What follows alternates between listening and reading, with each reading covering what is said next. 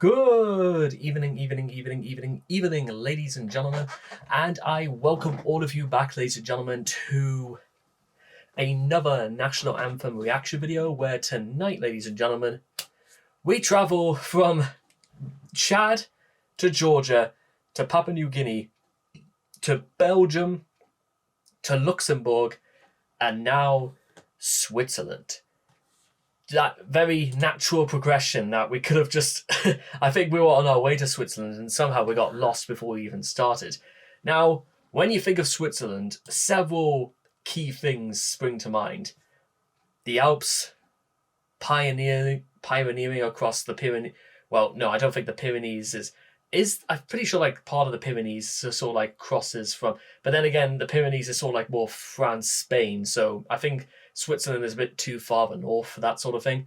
But again, when it comes to things like just in terms of landscape, Switzerland has some of the best views, some of the best lakes, best mountainsides, and look at that, a bench just absolutely comprised for a day. Imagine being retired in your 70s and you're just completely content with the world and you just sit here and overlook these mountain views. Imagine how beautiful that, a very profound moment for like anybody's life. A lake completely untainted, a strange looking tombstone monument in the background, and then this mountain range. And I don't know necessarily if this is meant to be like in Zurich or Geneva, but who cares at that point where it is? It's just being there, everything being quiet, and just relax. Because even in summertime as well, you could just sit here blazing hot, basking in the sun, and see mountains of snow laying before you. The scenery, I think, like when it comes to, again, Switzerland, is utterly stupendous. It has cool, far-reaching distances like you might find in Iceland or Greenland.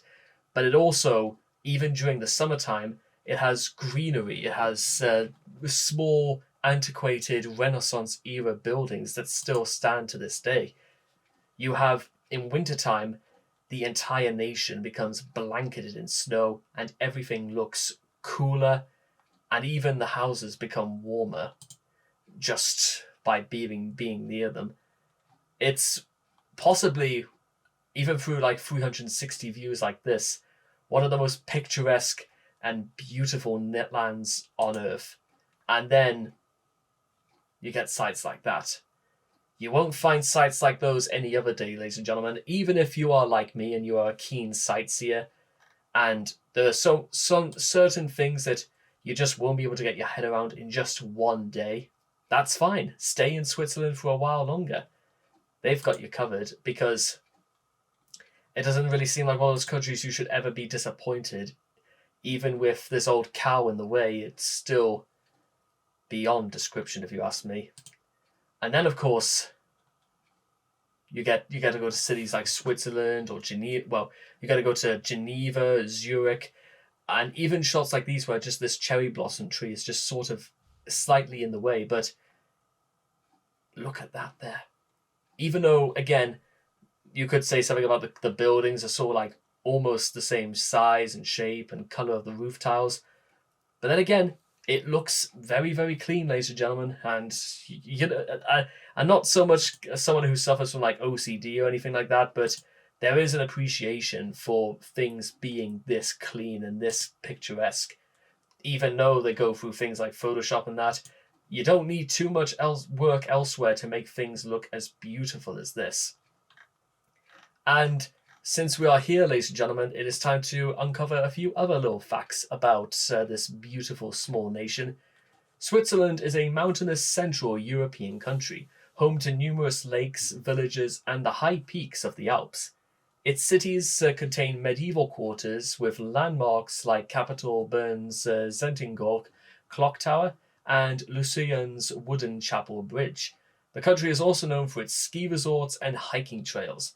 Banking and finance are key industries, and that is true. Swiss watches and chocolate are world-renowned, including Emmental cheese. I don't know exactly what they do to it, ladies and gentlemen, but Emmental is the absolute dog's bollocks of cheese. Right up there with Stilton, Chester, and Double Gloucester. So good they had to, put double in it. That was how good it was. And among other things, it uses Romansh as one of its languages, along with German, French, and Italian, which kind of makes sense. And something that's been occurrent throughout a large part of these videos is that quite a lot of nations in Europe that are sort of surrounding Germany all do sort of use German as part of its national language. I mean, Belgium uses it, Luxembourg uses it, Germany definitely uses it, and Switzerland, probably among many others, will as well. It's also, as you might suspect, one of the smaller nations in Europe, but you won't be able to think that when you're in the middle of a mountain range in the Alps and you could see for miles and miles around, and you probably won't even see the small nation of Liechtenstein right next door, which definitely might be something we'll have to take a look at next time, because we can't really leave out little Liechtenstein right here, because it's something I know probably even less, but what can you do anyway? It's just one of those things. Now, even though, again, it's one of those things absolutely I would straight up love to see in my lifetime, it probably wouldn't be for a very long time. Well, at any rate, because I still want to get my head around what its flag is all about. It's literally just, it's a small red square with a plus sign in the middle. I may be able to find out actually a little bit more, so let's just do a little bit more digging before we get started. What's its meaning? Oh, it's meant to be a cross more than anything, and its proportion is 1:1. The national flag of Switzerland displays a white cross in the center of a red field. The white cross is known as the Swiss cross or the Federal cross. Its arms are equilateral to the ratio, and the length is 7:6, and is the only two square national flags in the world alongside the flag of Vatican City. The white cross has been used as a field signal attached to the clothing of combatants and to cantonal war flags in the form of stripes of linen of the old Swiss Confederacy. Since its formation in the late 13th or 14th century, it symbolizes what's described by the Swiss Federal Council in 1889 as representing at the same time the Christian cross symbol and the field sign of the old Confederacy.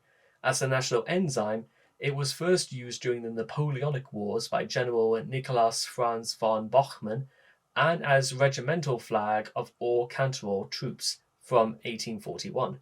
The federal coat of arms was defined in 1815 for the restored Confederacy as the white on red Swiss cross in heraldic shield. The current design was used together with a cross composed of 5 squares until 1889, when its dimensions were officially set. The civil and state ensign of Switzerland, used by Swiss troops, boats, and non-governmental bodies, is rectangular in shape. Oh, okay, so just what we know already. So, what exactly its definition may be, it's sort of more meant to be designs of an earlier empire, or just more of a national design symbol. It's really just sort of more just sort of like a sign of, like, say, Christianity and the symbol of the old Confederacy, which was a loose confederacy or independent small states initially within. So it's basically just like a small independent nation, but still more reclined to the ideas of the Holy Roman Empire. So that's kind of just sort of what it's about. It's just being of the old world while also being of its own sort of volition.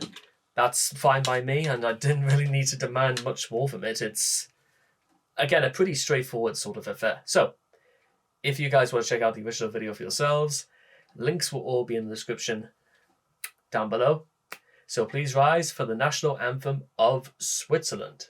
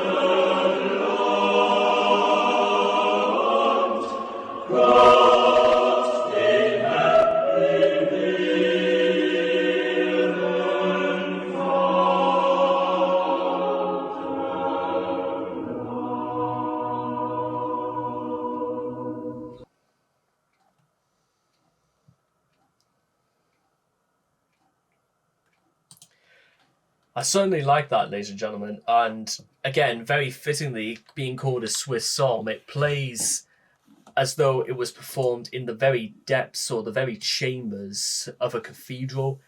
And it almost echoes through the whole of the Alps to be heard for miles and miles around. When the Alps glow bright with splendor, pray to God, to him surrender. As though the mountain range is sort of like an enormous turreted wall designed to protect everyone within and to defend from all those seeking to destroy the nation of Switzerland from the outside. It's one of those sort of affairs where you can get behind exactly its significance insofar as it may just be more out of respect to the fact that so much of Switzerland is coated in the Alps, and so how much of the things we go across from maybe a more agricultural point of view, Switzerland is absolutely worth defending, because it's very rare you come across nations that look as clean or as beautiful as that of Switzerland. And again, it's mountain ranges, like nothing to be sneezed at, and over their radiance shed. They talk a lot about heavenly motifs from God is in our fatherland, God the Lord is in our noble fatherland, and even when the morning skies grow red and their radiance shed, you, O Lord, appear in their light. There's a lot of references to light and how it seemed to almost taken exactly as though it's from the light of God, which, again, considering the whole premise of the idea is meant to be based on past religious beliefs, once again, it absolutely makes sense as to why it's performed as heavenly as it does, and the confines make Switzerland seem like a very warm and very welcoming place. I don't know if that's 100% what it's like today, but it's still something that I should like to think is like that, which may or may not be too far from the truth. So anyway, I hope all of you guys have enjoyed this reaction video. Please make sure to leave all your thoughts and comments in the comment section down below. Let me know what you guys felt of the Swiss psalm, the national anthem of Switzerland, and I cannot wait to see all of you guys again in the next video. Take care, and bye-bye for now.